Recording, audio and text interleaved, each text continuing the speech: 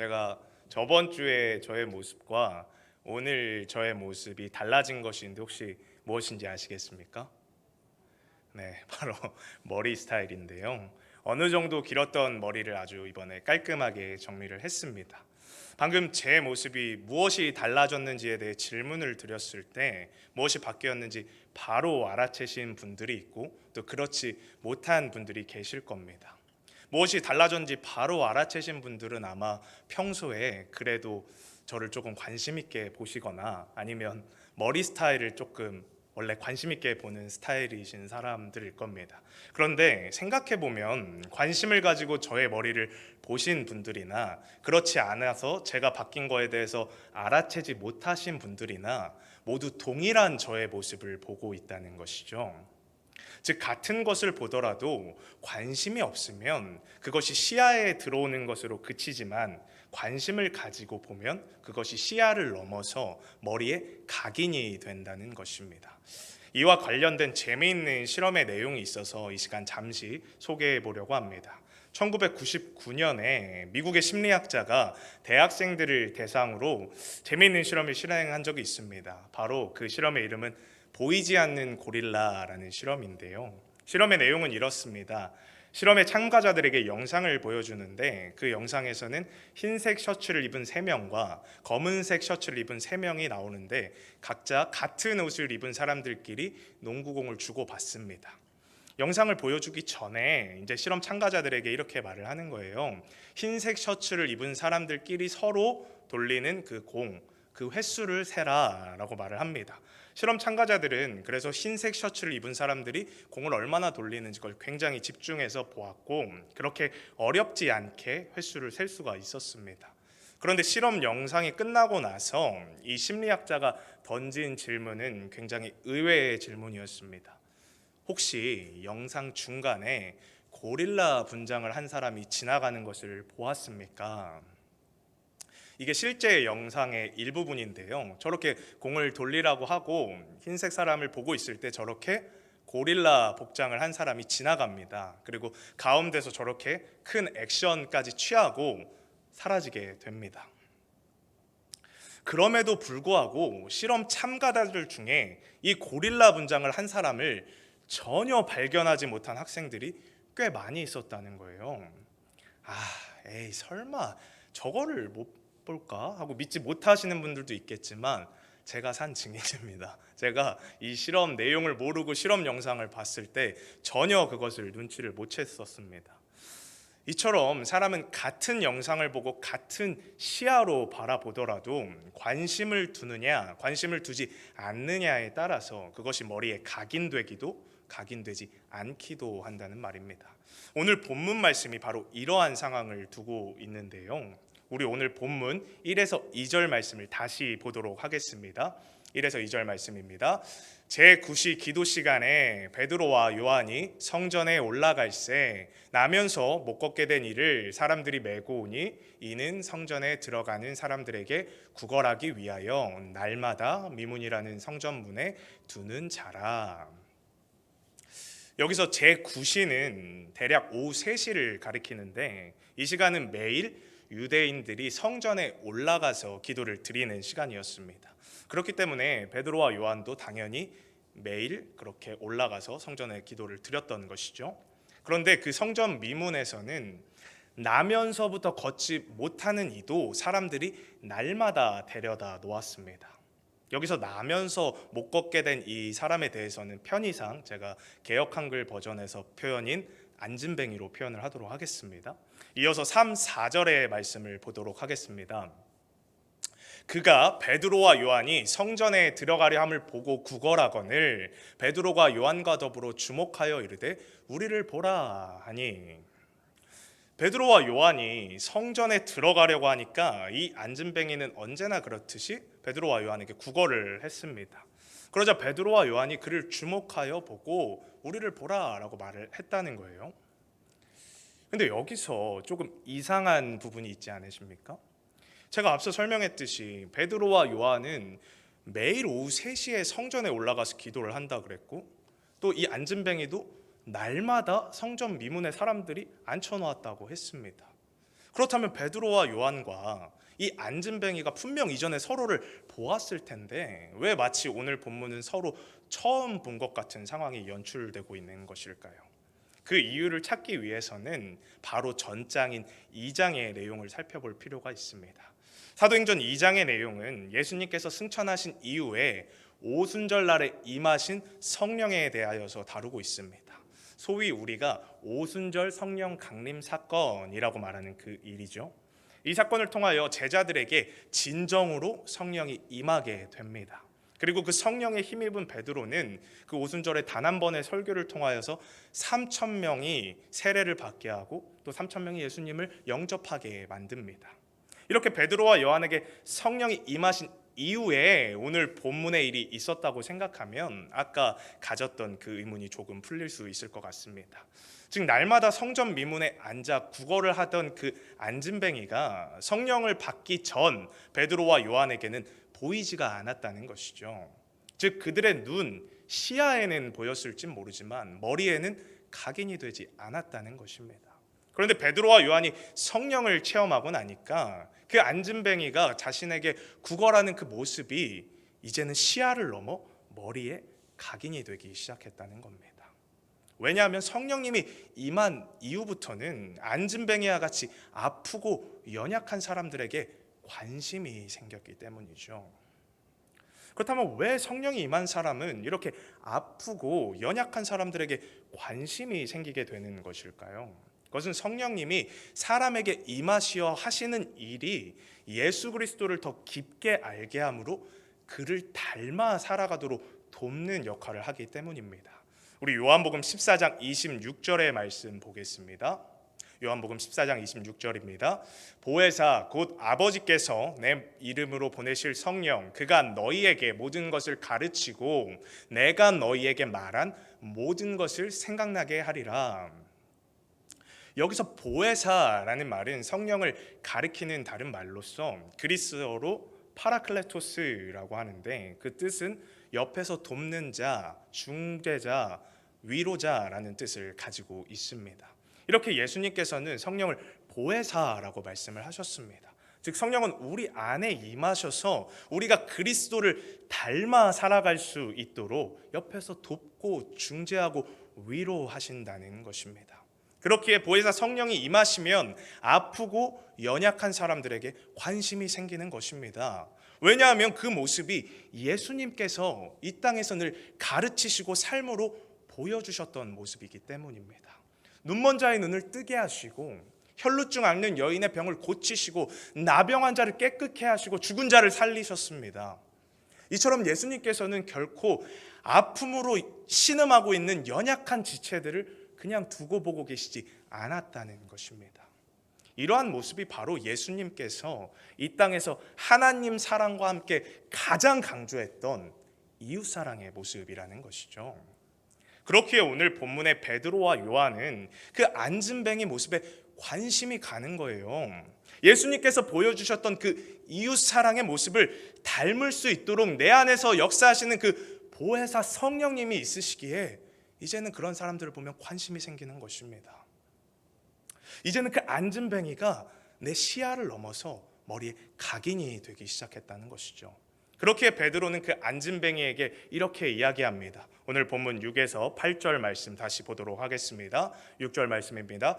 베드로가 이르되 은과 금은 내게 없거니와 내게 있는 이것을 내게 주노니 나사렛 예수 그리스도의 이름으로 일어나 걸으라 하고 오른손을 잡아 일으키니 발과 발목이 곧 힘을 얻고 뛰어서서 걸으며 그들과 함께 성전으로 들어가면서 걷기도 하고 뛰기도 하며 하나님을 찬송하니. 성령이 임한 베드로는 너무나 멋진 정말 명언집에나 기록될 말을 하면서 그 안진뱅이를 확 일으킵니다. 은과 금은 내게 없지만 내게 있는 이것을 내게 주노니 나사렛 예수 그리스도의 이름으로 일어나 걸어라 라고 하면서 손을 잡고 일으켰다는 거예요. 그러자 그 나면서 걷지 못했던 그 안진뱅이가 발과 발목에 힘을 얻어서 일어나고 걷고 뛰며 하나님을 찬양했다는 것입니다. 이렇게 성령이 임하여서 예수님의 모습처럼 병자를 고친 이 베드로의 모습은 우리의 가슴이 벅찰 정도로 너무나 멋지게 보입니다. 그런데 사실 이 사도행전의 베드로의 모습, 더 나아가서는 모든 제자들의 모습과 이 전에 사복음서에 기록되어 있는 베드로와 제자들의 모습은 상당한 차이가 있습니다.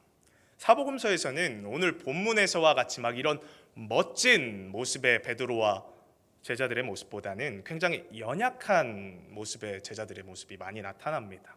그렇게 많은 기적을 보았음에도 자신들을 향해 물 위로 걸어오시는 예수님을 보고는 유령이다 하고 두려워 떨던 제자들의 모습, 또 방금 전에도 놀라운 기적을 보여주셔서 수많은 무리들이 따르게 된 상황 속에서 이들이 먹을 것이 없자 예수님께, 예수님 방금 기적을 보여주셨듯이 저들에게 먹을 것을 주십시오, 우리가 믿습니다 하는 것이 아니라, 예수님 우리가 어디서 떡을 사서 이 사람들을 먹입니까? 방금 기적을 통해서 이 사람들이 따라오게 된 것인데 그 상황에서도 어떻게 우리가 이들을 먹입니까? 하는 모습을 보이던 게 제자들이라는 것입니다. 사복음서에 기록되어 있는 제자들의 모습은 이렇게 굉장히 부족하고 믿음이 연약한 모습이 많이 나옵니다.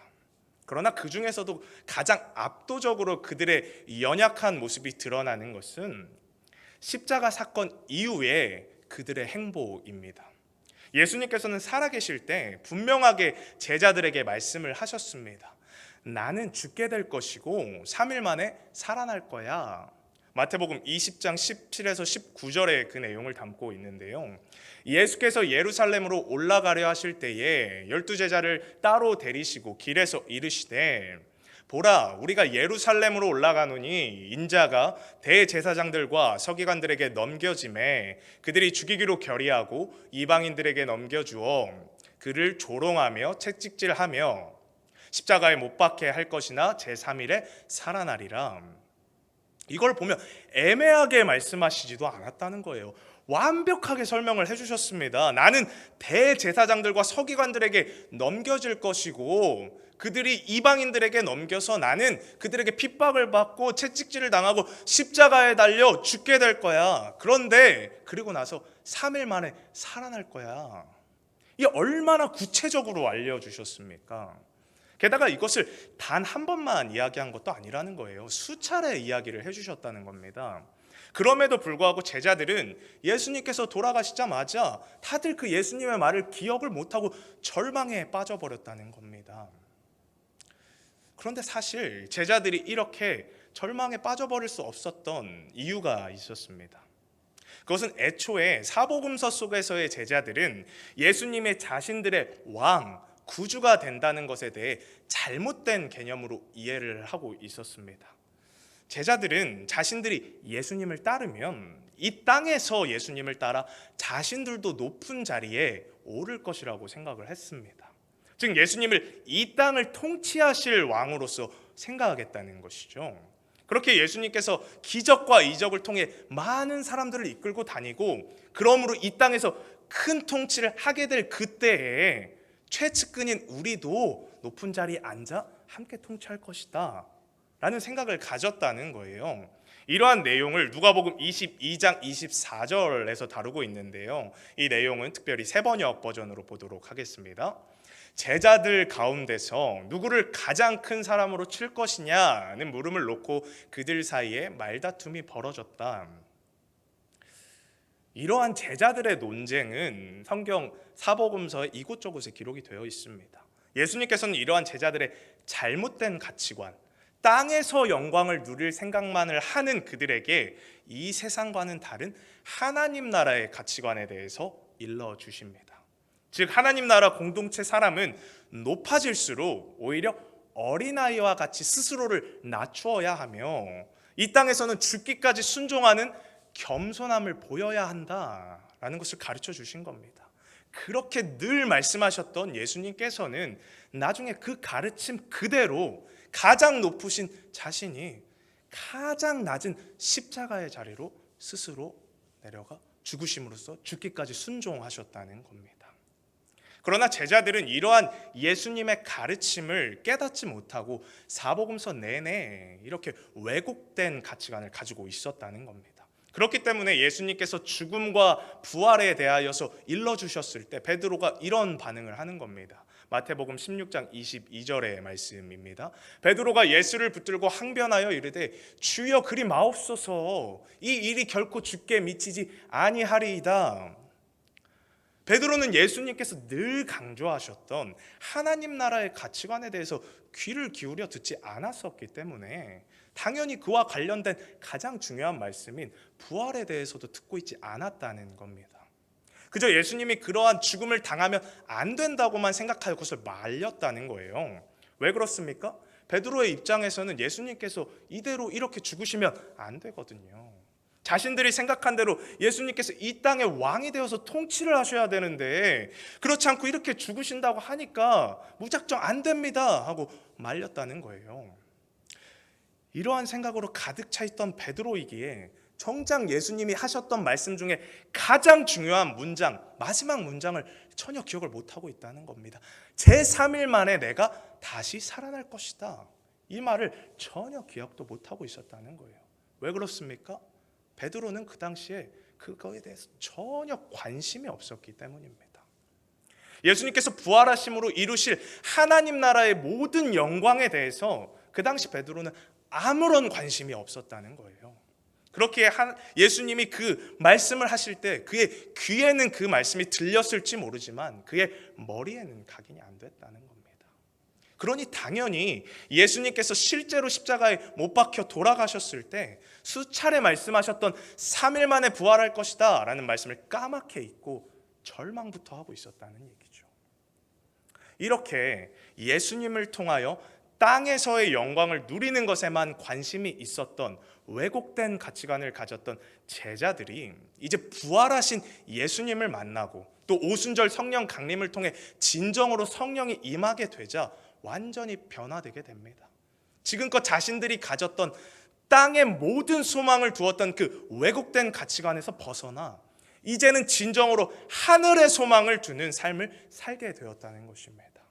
그러므로 이제는 십자가의 죽으심으로 부활하심으로 하늘의 모든 영광과 존귀와 능력을 받기에 합당하신 그 예수님을 진심으로 바라보게 되었다는 겁니다.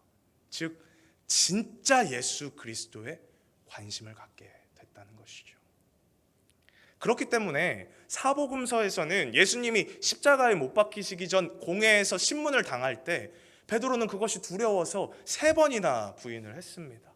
그런데 성령을 받은 이후인 사도행전에서는 그 공회 앞에 베드로가 당당히 서 있습니다. 그리고 그에게 앞으로 예수의 이름으로 말하지도 말고 가르치지도 말라라고 협박하는 그들 앞에서 베드로가 말하는 거예요. 내가 하나님 앞에서 하나님 말을 듣겠느냐, 너희 말을 듣겠느냐. 나는 내가 듣고 본 것을 말하지 않을 수가 없다. 이렇게 공회 앞에서도 베드로와 요한은 당당하게 선포하고 있다는 것입니다.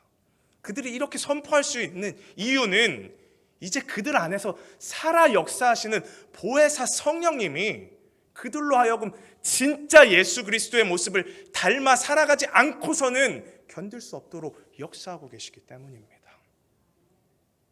그렇기 때문에 오늘 본문에서도 성령으로 충만하여 예수 그리스도의 이름으로 그 앉은뱅이를 일으키는 놀라운 베드로의 모습을 우리가 볼 수 있는 것입니다. 사랑하는 성도님들 마음속에는 정말 이러한 보혜사 성령님이 살아 역사하고 계십니까? 정말 그 성령님이 나로 하여금 이 진짜 예수 그리스도를 닮아 살아가도록 내 안에서 강권적으로 역사하고 계십니까? 이제는 이러한 성령님의 인도하심에 귀를 기울이시기를 간절히 소망합니다. 그러므로 오늘 내가 앉은뱅이와 같이 내 주위에 아프고 힘들어하는 사람들에게 베드로와 같이 관심을 가지시기 바랍니다. 더 이상 그 사람들이 내 시야에만 들어오는 것이 아니라 내 머리에 각인이 되어서 예수 그리스도께서 그렇게 하셨던 것처럼 그들을 돌보고 돕지 않고서는 견딜 수 없는 사람이 되시기를 간절히 소망합니다. 저는 이 말씀을 정리하기 전에 또 다른 시선에서의 관심에 대해 잠시 이야기를 하려고 합니다. 그것은 바로 안진뱅이의 시선에서의 관심인데요. 오늘 본문 5절 말씀을 다시 보도록 하겠습니다. 5절 말씀입니다. 그가 그들에게서 무엇을 얻을까 하여 바라보거늘. 안진뱅이는 무엇을 얻을까 하여 베드로와 요한을 바라보았다고 되어 있습니다. 그런데 여기서 말하는 무엇은 결코 내가 일으킴을 받는 것은 아닙니다. 그냥 언제나처럼 조금의 돈이라도, 조금의 빵이라도, 조금의 먹을 것이라도 얻을까 하여 베드로와 요한을 바라보았다는 것입니다. 그런데 베드로와 요한은 그 무엇이라도 얻을까 하여 바라보는 그 안진뱅이를 예수 그리스도의 이름으로 일으켜 버렸다는 것입니다. 즉 나면서 걷지 못했던, 일어난다는 것은 이제 상상도 못하고 아예 그쪽은 포기하고 살았던 그를 일으켜 세웠다는 것입니다. 우리도 이와 같이 삶 속에서 아예 그냥 포기해버리고 살아가는 문제들이 있습니다. 아예 배제하고 살아가는 문제들이 있습니다. 이제 더 이상 이 문제는 안 돼. 이 문제는 이루어질 수가 없는 문제야. 그냥 포기해야 돼. 이 상처는 지울 수가 없어. 이 트라우마는 나한테서 벗어날 수가 없는 트라우마야. 라고 내가 더 이상 바뀌게 될 거라고 생각조차 안 하고 희망조차 품지 않고 살아가는 문제들을 하나님께서는 그냥 바꿔버리신다는 거예요. 어떻게 바꾸십니까? 바로 나를 위해 예비해 놓으신 베드로와 요한을 통하여서 나를 그 어려움 속에서 일으켜 주신다는 겁니다. 그런데 여기서 우리가 놓쳐서는 안 되는 가장 중요한 사실이 하나 있습니다. 그것은 바로 이 안진뱅이가 날마다 성전 미문에 나와서 앉아 있었다는 것입니다. 무엇이라도 얻을까 하여 날마다 앉아 있었던 그 조그만한 관심으로 인해 하나님께서는 그가 포기해버렸던 그 문제를 완전히 해결하여 주심으로 그의 삶을 통째로 바꿔주셨다는 겁니다. 저는 이 비상시국 속에서도 이 자리에 나와 앉아 계신 모든 성도님들이 무엇이라도 얻을까 하여 이 자리에 나와 있다고 생각을 합니다. 매주 이렇게 성전에 나와 무엇이라도 얻을까 하여 간구하는 여러분들의 삶 속에서도 반드시 하나님께서 안진뱅이를 일으키셨던 것처럼 우리의 생각과 지각을 뛰어넘는 놀라운 역사를 일으키실 겁니다. 그렇게 내가 하나님의 역사를 체험받아서 일으킴을 받았다면 그때는 내가 베드로와 요한이 되어서 나만큼 아파했던 그 사람들을, 정말 아직도 아파서 앉아있는 그 힘들어하는 세상의 사람들을 찾아가서 예수 그리스도의 이름으로 일으켜 주시라는 겁니다. 그것이 바로 이 세상 속에서 우리 그리스도인들이 진짜 가져야 하는 관심이며 사명인 것입니다. 말씀을 정리하고자 합니다. 예수 그리스도를 믿어 성령의 인도하심을 따라 살아가는 우리 그리스도인들은 반드시 관심을 가져야 합니다. 그것이 오늘 안진뱅이와 같이 아직은 나밖에 바라보지 못하는, 그래서 무엇이라도 얻을까 하여 바라보는 좁은 관점의 관심이든, 이미 성령이 충만하여서 베드로와 요한과 같이 예수 그리스도의 이름으로 다른 사람을 일으켜 세울 수 있는 넓은 관점의 관심이든, 어떠한 관심이든 상관이 없습니다.